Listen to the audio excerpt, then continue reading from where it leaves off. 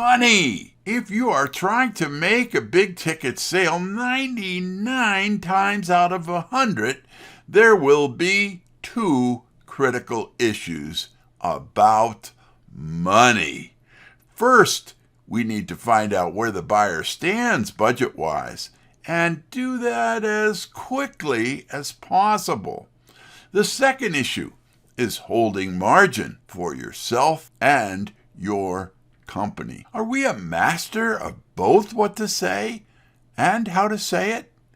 Even if we know what we should do, are we doing it?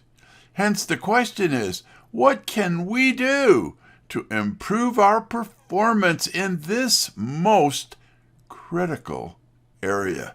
Without practice, your tonality will probably give you away, as well as your body language.